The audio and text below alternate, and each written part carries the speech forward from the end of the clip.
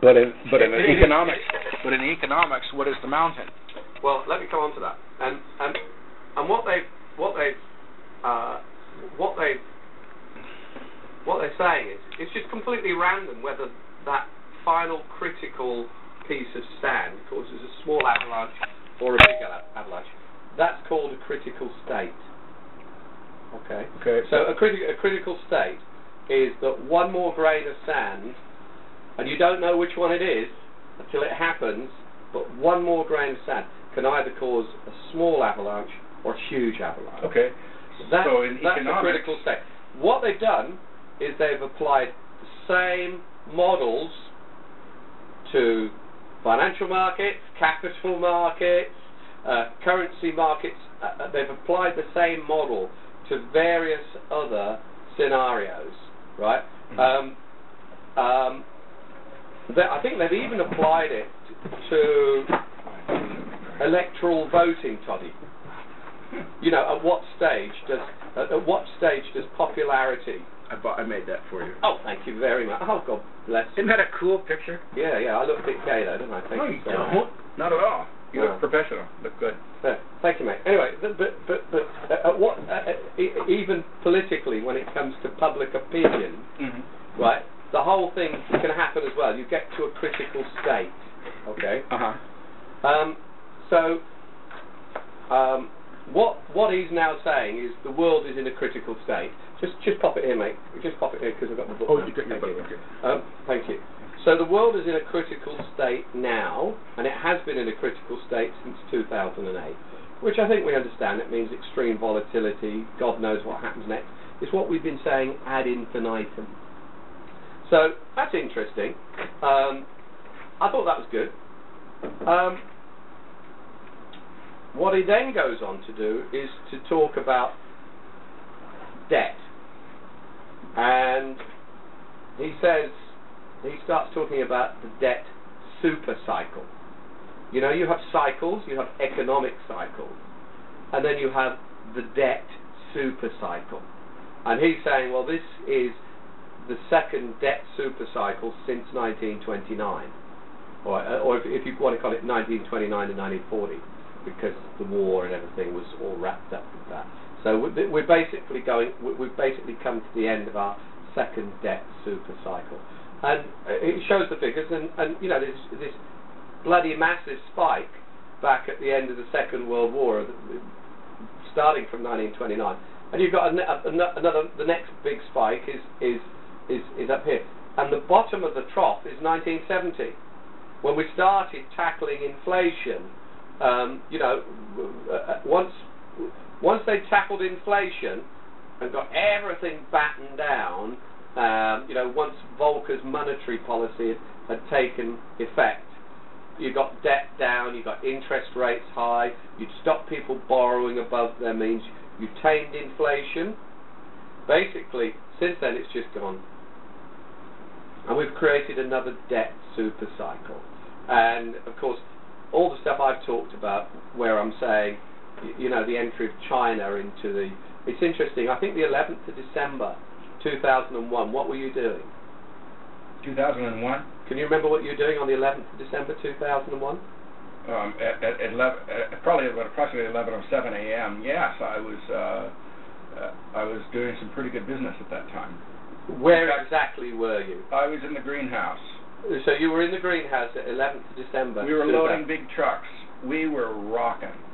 So you know exactly what you were doing on December the 11th, 2001. Yeah, I had 11:07. Okay, but can you remember what you were doing when the first man when the first man landed on the moon? I sure do. I was about 9 years old. Glued to the TV set. Nope. My friend and I, the parents were. My friend and I, Gary, his name was. I grew up with him. We both got a set of binoculars and we went out and looked. We were trying to find the man on the moon. We were trying to look for him physically. That's what I was doing when the man was landing on the moon. Can you remember any other great events that have occurred in your life that you can remember what you were doing when that happened? What were they? When Reagan was shot, I was doing dishes in Seattle, Washington. Okay. When Bob Marley died, I was having a coffee in a coffee house in downtown Seattle. When Nixon was impeached. I was watching my parents watching it on TV, but I didn't understand what that meant, impeached. Okay, well, compared to all of those events, something happened on the 11th of December 2001 that has impacted your life many, many more times than all of those put together. Oh, well, I mean, we're talking about the downing of the Twin Towers. No, we're not talking about 9/11. Oh, that's September, not December. Okay. You won't I'm have afraid I don't know what you won't have a clue. And yet it's had a bigger impact on you than the Twin Towers and all those other things put together. So basically, China entered the World Trade Organization, and it freed up world trade and basically sank the U.S. economy. And of course the U.S. provided trade financing through its bonds. So here we go. Actually, I don't know if I got the year right, but the most important thing is that nobody remembers when China entered the World Trade Organization. Nobody remembers any of it at all. Yeah, come in and sit with us for a while. We're talking about economics. It's very interesting. And I like your shirt. So thank you. So the second thing that happened, mate, was the second point in this book that he raises is the fact that nobody remembers China entering the WTO, but it's probably had the greatest impact upon all our lives of all the things we can ever remember happening to us. And of course, the reason why that's important is if we look at that debt super cycle, troughing in the 70s with Volcker and co, rising. The wake-up call was the NASDAQ bubble and the NASDAQ crash. Okay, but because everything, all the monetary policy red flags or parameters by which they judge things were all positive, right? So they kept interest rates low. In fact, Greenspan even reduced interest rates, didn't he, to boost things. There was no inflation, so they thought everything was absolutely wonderful. And of course, it's very interesting because Bernanke says, this is a little side take on this one. Bernanke and Greenspan co-say that it's not the Fed's job to interfere with asset bubbles. The market must sort them out. Of course, we're seeing the effects of that. But I did notice that Bernanke says it is the Fed's job to interfere with any risk of deflation. So if I see an asset bubble occurring, I'm going to sit by and do it. But if I see deflation occurring, it's my job to set in. I think that's probably one of the most fucked up, selfish, personality-driven issues that I have ever heard in my life. I just read that this week about Bernanke saying that. In fact, he says it in this book. That Bernanke says it's my job to interfere if there's a risk of deflation. Okay. So if we hit deflation, I'm going to interfere and I'm going to put quantitative and I'm going to do it. But as Greenspan says, it's not our job to get involved in asset bubbles. But all they're fucking interested in is inflation at the consumer price index level, and they're ignoring the bloody assets. That is the most fucked up thing that I think that I've ever read in my life. It's one thing I'll do this, but I'm not gonna do this. It's like defining my own job role. And I'm going to do the things that I enjoy doing, the things I think I'm good at, and the things I've studied. But I know jack shit about assets, so I'm not going to interfere.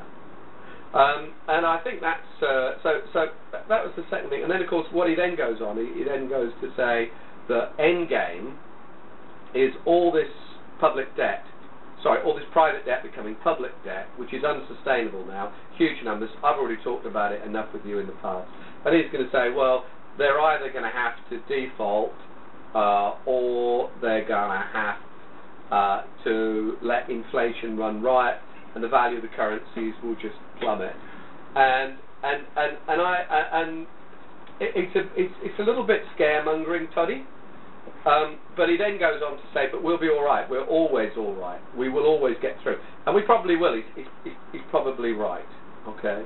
But there's one flaw in the book. And I think it's a huge miss. And I'd be interested if you get a hold of the book and you remember this comment. Okay. He doesn't know enough about Asia. He talks about Japan and Australia because he can look at the numbers easy enough and they're transparent and it's not difficult to follow. But he doesn't say enough about Asia. All he does is he talks about the capital markets in Asia, because you can get statistics on them, Toddy. God bless you, mate. You can get statistics on the capital markets. So he talks about those, he talks about all. But he doesn't really talk about what's going on here because he doesn't know. So to me, this book is seriously flawed. It's basically talking about 75% of the world in terms of current GDP, but ignores 75% of the population of the world. Okay, and of course future growth is going to come from that 75% of population. So that's where the book's a bit flawed. See, what's interesting about dealing with Asia, where you and I have been in Asia for so many years, you know, I have that interesting reading about Asia, as you do, and the reason I keep going back to Patton is because he's had such experience with those bastards in China.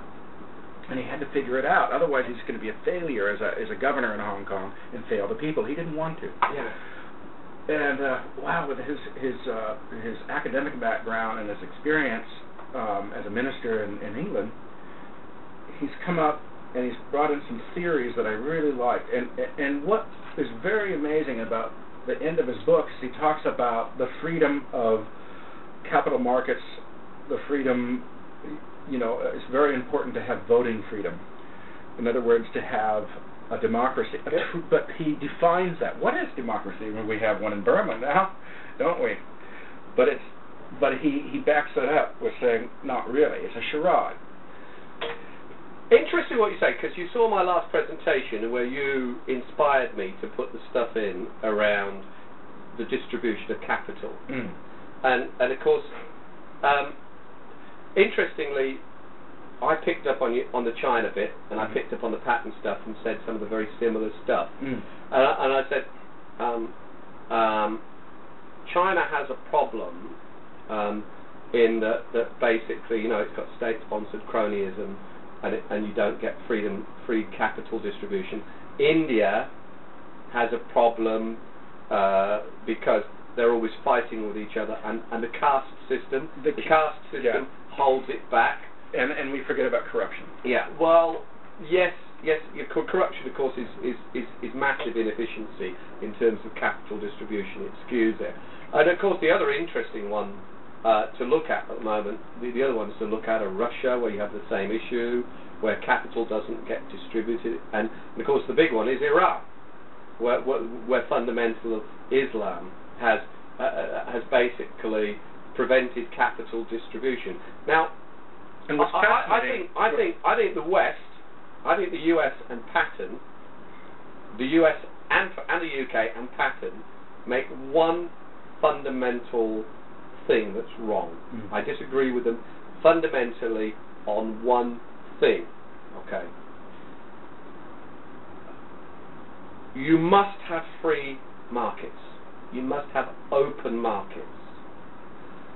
Now, free markets and open markets work best in the West with liberal democracy. We have liberal democracy. So I think that liberal democracy template is not right for everywhere in the world. Okay. So that's the bit I disagree with. Yes, China must democratize in order to improve its capital distribution efficiency, but it mustn't necessarily follow the Western model. And I think Patton was slightly skewed the wrong way there. Agreed. Although you didn't see the whole book, you haven't read the whole book, and toward the end of the book he fixes that.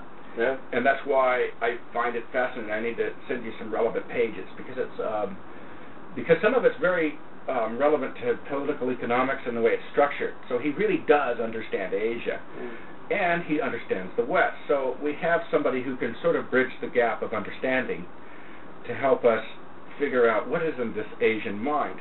No, not all Asians want complete freedom, but in today's world with IT, the internet, free communications, the ease of how logistics works, things happen a bit different. Governments, like totalitarian governments, have a more difficult time keeping those capital distributions from free flowing. Then you have these black markets and all these sub-markets. Well, it doesn't free flow in a restricted society. That's right. It does not free. Imagine Iran with they're quite smart. The people who are Persians, they're not idiots. Great they're civilization. very smart people. The first civilization on the world, mate. Imagine if they had free flowing.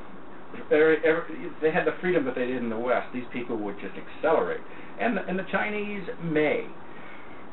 The problem with Asia is they're not as mixed as in the West. Our Western societies tend to have a mix of culture, which is an asset. The Chinese is sort of just like the Japanese, is sort of one way going. I think China's got just a very, very basic, bloody obvious problem because I think we all tend to overcomplicate stuff a little bit. Agreed. But I mean, if you look at the US.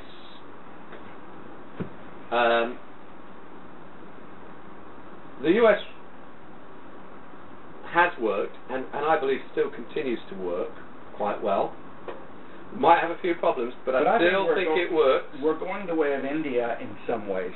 Too many laws, too much complications, too big. That's a separate issue. That's a separate issue. I think the way that government has gone is unsustainable. Okay, governments are too big. Democracy, liberal democracy, works best with smaller governments. The bigger your government becomes, you need a new model. That's right. Yeah, and of course that's the issue that's not being addressed in the West. So I suppose the absurdity is, if you want to stretch it and think about it a little bit, is that the West is advocating a system that no longer works perfectly for them, and it's advocating that system should be put into place in various other jurisdictions in the world to help their development. How are they advocating this? Through it's not obvious through bold statement. It's perhaps through economics. Well, I think the classic example is Iraq, where they went in to liberate Iraq, to give the people democracy that they didn't even understand what it meant. They're trying to give something to people who didn't understand even what democracy was, but they sort of blithely assumed that it works here. We'll put it in there and they'll love it, We'll give the gift that no one can use. Yeah, the gift that no one can use, and they also then dismantled the Ba'ath Party, which was Saddam's party. And of course, it was the Ba'ath Party that kept the whole country apart. Sure. And they removed that structure, and it created chaos. Yeah. Created chaos. So there's an example of getting it wrong, and I agree. And Patton went into this, and I have to agree with you on this. If you were to read it, I think you would disagree with him as well. That when you take that sort of, let's say, the Ba'ath Party away, in any situation around the world, you take that glue away, and you've got two dissenting thoughts. Just look at Singapore. Imagine if it wasn't any longer an authoritarian state. Oh, it'd be a disaster. People would be killing each other. Yeah. You've got too many. You've got the Malay. You've got the Chinese. You've got the Indian influence. You've got a lot of people in there that don't like each other. And then you've got Malaysia. You've got Malaysia and Singapore. Right, correct. fighting with each other as well. Sure. And basically what happened, and I mean that's a classic, that's the sort of what, you know, Malaysia, the old country of Malaya has enormous comparisons with Ireland. You know, we've got Southern Ireland and Northern Ireland, you've got extreme majorities in both cases, either side of the pole. Okay, so in Malaya it was the Malays versus the Chinese. In Northern Ireland, in Southern Ireland, it was Catholic Protestant. It's exactly the same thing. But if you look at Malaysia, Ireland's pretty similar to Malaysia. The only thing that's helped Ireland in the last 15 years was joining the EU and suddenly getting German interest rates on its bond, and you know, which accelerated the standard of living, which basically has killed it. But Malay, if you look at Ireland before then, it's sort of more or less muddled through, very similar to Malaysia. And then you look at Northern Ireland, which was part of the UK, which carried on in the UK. Then you look at Singapore with this authoritarian state. Wow! What a bummer! What a boomer! No, I mean, every time I've ever gone to Singapore, especially in the past when I used to go quite often, I would get taxi drivers that would say, why do you even want to come here? You know, and they'd nearly spit out the window about their government. You know, and of course they wouldn't do that with their own people. But you know, it's a time bomb waiting to happen at some point. There's too much tension. Well, it's wrapped so tight. Well, yeah, I mean their problem is this, isn't it? That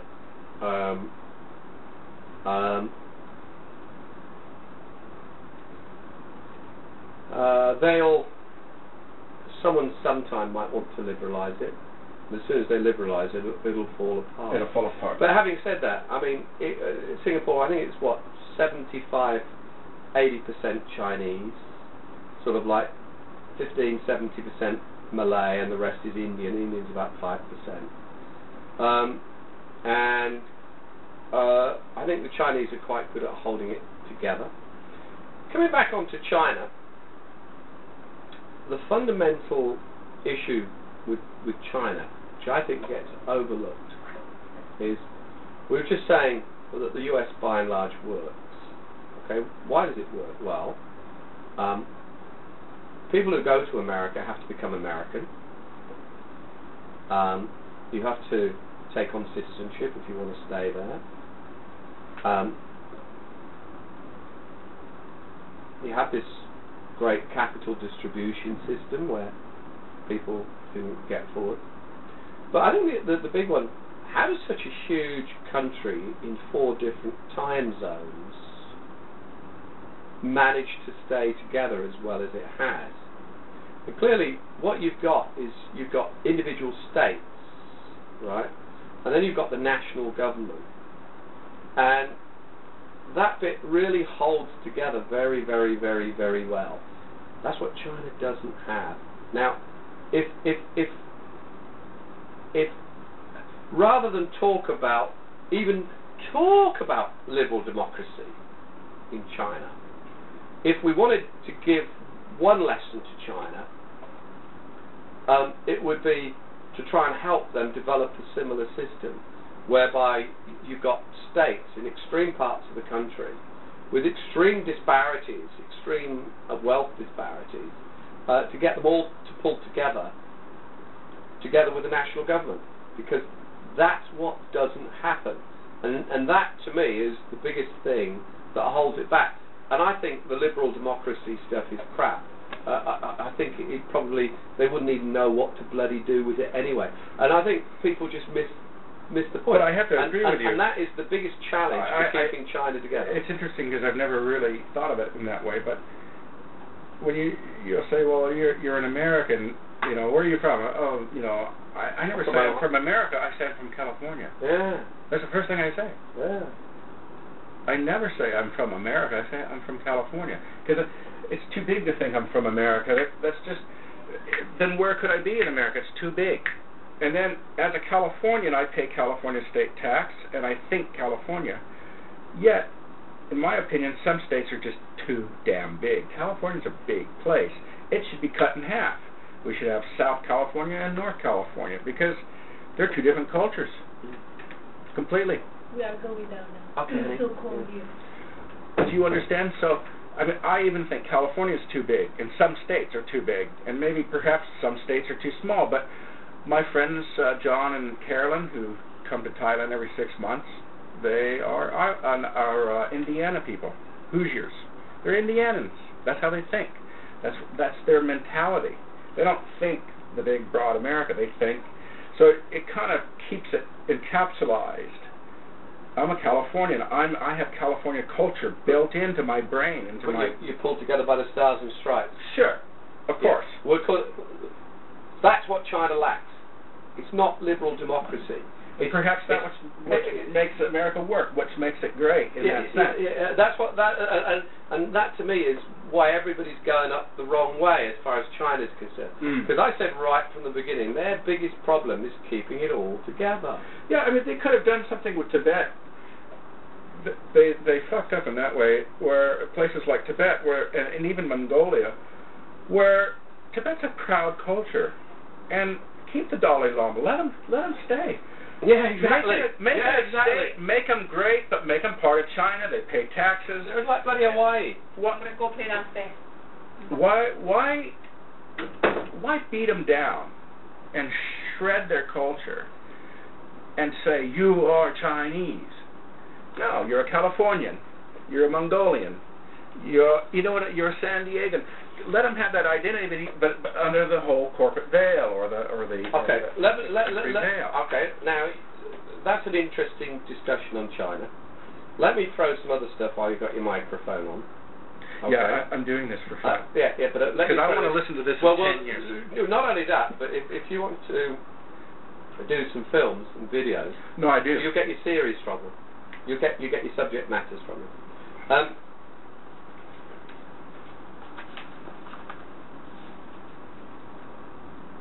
I think there's some.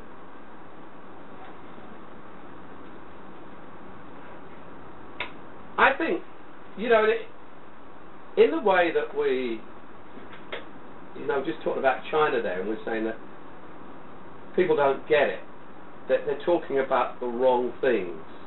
Liberal democracy, to me, doesn't matter in China. What matters is how they structure such a huge country to pull together in one direction. And pull out that. Now, of course, I mean, we both come to the conclusion that that's an eroding problem in today's world. Yeah, and how do they control California in the U.S.?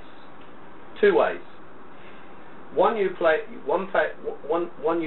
California state taxes, yes, but California also receives money from central government. It does. Yeah, that's how they control it. But they also have. What's interesting, the tax structure is very complex because within San Diego County, for instance, which is pretty fucking large, then you have sub-counties. So your tax dollars really go into feeding different counties. It's almost like a concentric circle. So there's ting ting ting ting ting. Your county's going to get a really small slice of that pie. The state's going to get a bigger slice. And the U.S. government may get, equidistant to the state. Well, the U.S. government picks up on stuff like VAT and we're taxed to death in America. People, it's just all hidden. Yeah. You've got sales tax, you've got income tax, sure. corporate tax, and then you've got home tax. Homeowners tax. So gasoline tax. So that's how the U.S. keeps states under control. So the state is suspended in the middle between the people and the national government, funded both ways. Okay. Now, that's the magic way of doing it, and clearly China doesn't do that very well. In fact, probably does it very badly. Okay. Okay. Tell me the result of that. Okay. Well, the result is that you end up with a divided country, a country that's not pulling together, an enormous scope for inefficiency, for disagreement, and generally. But we're not hearing all about that. I mean, we hear tits and tats about it. Well, you hear about the Muslims in the West rebelling, but you don't see too much about it because you still don't have freedom of the press. So you because really honestly, in the end, we've got tremendous economic growth, which, as you say, they're just catching up. I always say, at some point, if the West is destitute, that's Europe and America, if we are going through such hard times, wouldn't we become more, let's say, patriotic? That means we see big China, who's made money off of our backs, and we're going to say, God damn it, I'm going to start buying American. Screw them all. Screw them Asians. They don't care about us. And pretty soon the Walmarts of the world will pick up on what the people are saying. Got no choice. And the Walmarts of the world may start buying and setting up manufacturing factories in America again, where we start making our wooden toys, our plastic toys, our cheap plastic products, our ceramic cups.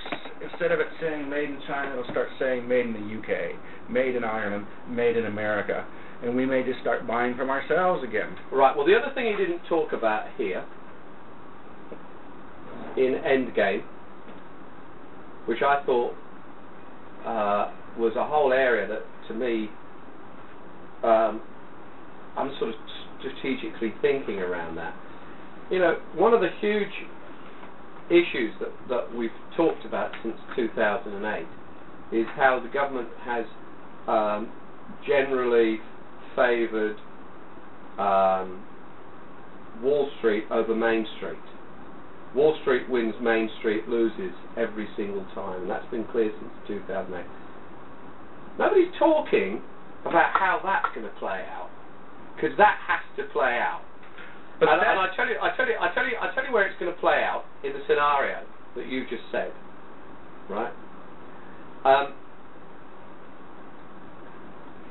I fundamentally believe that 2013 is the year when everything's going to change, because you've got presidential election in 2012 in the US, and the 2012 election is going to be fought on the economy. It's going to be fought on what's going on in the world, not the fucking shit you had the last time, which was crap. And of course, Obama got elected on stupid stuff. Yeah. Okay. In fact, nobody knew what to fight the last bloody election on. They just got a bit pissed off with George because he was a bit authoritarian. He'd gone to war, and well, he had done mostly what people didn't want. Yeah, he did. Yes. So and we'll come back onto him in a minute. Okay. But the next election is going to be fought on sorting out the American economy. And the fundamental problem is that quantitative easing is not going away. More is going to be required. But the problem is, as soon as you put the quantitative easing into the American economy, it comes out like a sieve. Now, come on. It goes all around the world. We know that quantitative easing basically is printing of money. I mean, we have to agree to that. Yeah. When you print money, what happens? What happens? The value of your currency has to keep down. Yeah, not just your currency, but everything. Because yeah, I mean, let's do that. When a country has a fixed gross domestic product, okay, that remains the same. That is the value of that country. It's gross domestic product. It's what it produces. Coffee. It's like a business. Okay? My cup of coffee, okay, 10 years ago, my cup of coffee was 50 cents. 10 years later, today, that same cup of coffee is $2. Average, right? In Starbucks, is it about right? So Starbucks is has got 4 times greater revenue than it had before. I mean, we could just talk in simple terms. Okay, cup of coffee. Here we are. The average consumer loves to buy a cup of coffee. So, what will quantitative easing do to that cup of coffee? Tom, we can be even simpler than that, mate. Just say the gross domestic product of the US is 100. Okay. And you've got okay. You decide to print a whole load more money. Mm-hmm. Say you decide to print 5% more money. Mm-hmm. Mm-hmm. Okay. Mm-hmm. You've just basically reduced the value of everything in the country by 5%. It actually mathematically will be a twist on. So 5%. what does that do? Then you've reduced the value of the dollar by 5% as well. All right. But I'm a businessman in America. I'm selling orchids. Okay. I'm selling orchids, and this is fundamentally why I got out of the orchid business. Are you selling them from the US to overseas? No, just in the U.S. Ah, okay. Okay? So this is my idea. The problem in the U.S. is the insurance rates to cover your business go up a little each year. Well, in the US, you'll have to put up the cost of your orchids, because the cost of the orchids doesn't change. Doesn't work that way with the Walmarts. Yeah. Or the Home Depots. Yeah. Or all the big. You know why? Because every year they want you to reduce their price. Okay. Let me come back up. Don't take that coffee away. Don't take that coffee away. Let me come back onto this. But this is what I was trying to say. This is what's happening to a lot of vendors. Or understand all that. Understand. Okay. Okay. I'm trying to keep us on the macro side and more on the international side. Okay.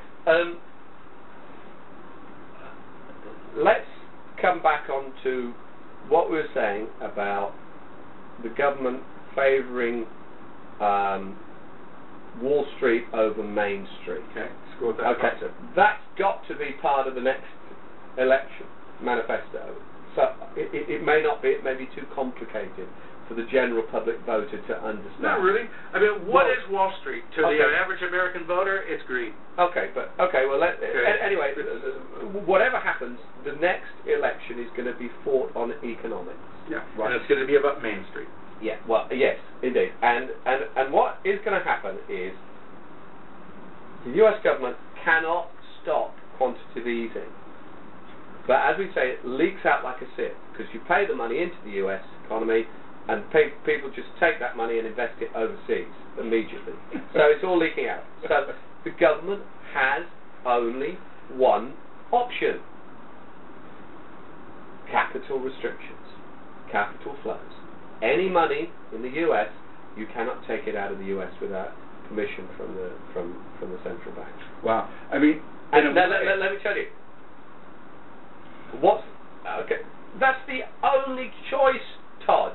Because, what is quantitative easing supposed to do, right?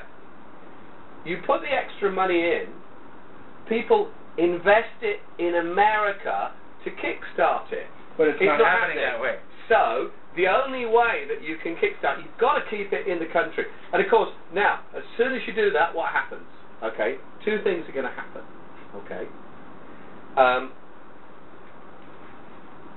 Emerging markets are going to go through the roof. There's going to be this flood of money out of the US into the emerging markets. People get their money out as quick as they can.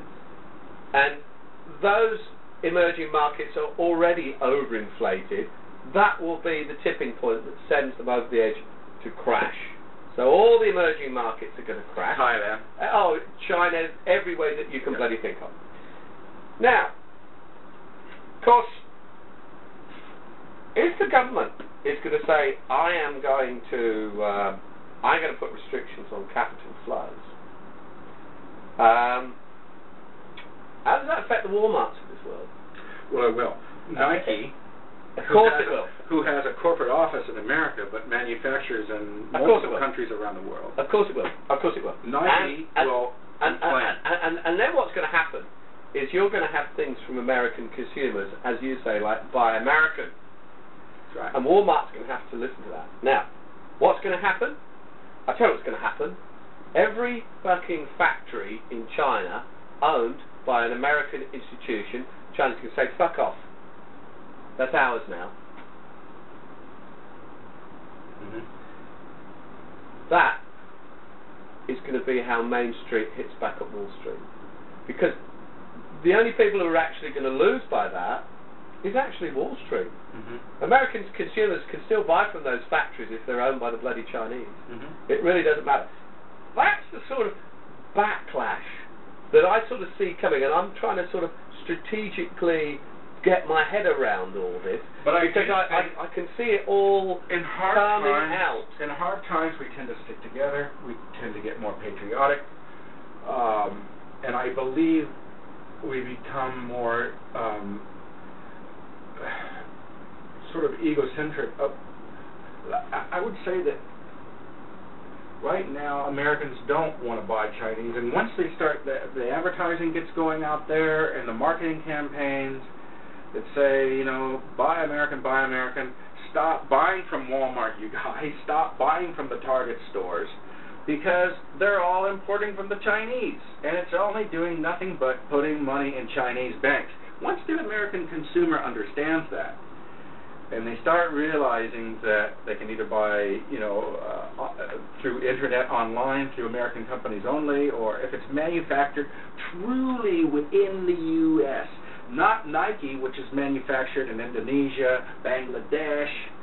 No, it's going to be from a factory in the U.S. with pictures of a factory and the happy Americans standing out there saying, we built this. This is us. You are helping us. You're helping your fellow Americans. Wow. I think that's where it may, and I hope is where it will flow. Persuasive, yeah. Well, let me. If I was the Chinese, I'd be shitting in my shorts with stuff like that. Yeah, but the Chinese aren't that smart, mate. They aren't looking that far down the road. But that's what happens to America when those hard times hit. Look what happened during World War II. Look what happened in the Depression. Okay. Well, okay. The sentiments that were flowing. Well, the sentiments is the driven base to get us back.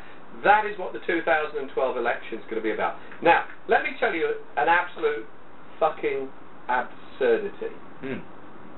That, to me, is it me? Is there something wrong with me?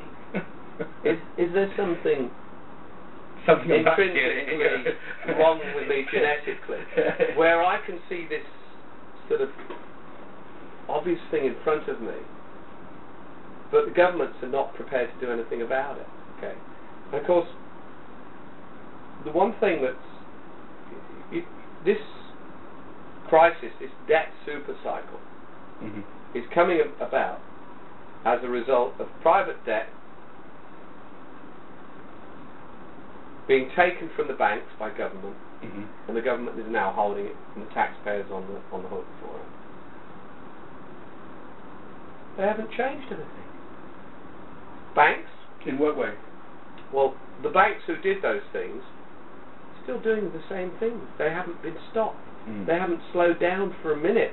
They're still being allowed to do it. And of course, the big thing with banks is that I can take your money and gamble with it on stock markets. I can put it into derivatives. I can do what the fuck I like with your money if I hurt. And the governments are letting them. And the government and the taxpayer is still bailing them out. And they're all insured. And they all know that they can do what the fuck they like. But let's get this right. It's a big problem in America, but it's a much, much bigger problem in Europe. Barclays Bank balance sheet is bigger than the GDP of England. And the British taxpayer is already bankrupt. We've already bankrupted the country, but we're still supporting them. John, was that banking in the 1920s and 30s and the 40s? Was banking like this? Did they do this? No. But let's not. So when did it change? Well, it changed. It changed with the with deregulation and liberalisation 15 years ago, in the 90s. Wow. Just in time for the debt super cycle. Right? So that's horrible. Now, let's go back to this public debt issue. I got two issues. Then we'll have a break, and then I've got other different things to talk about. Okay.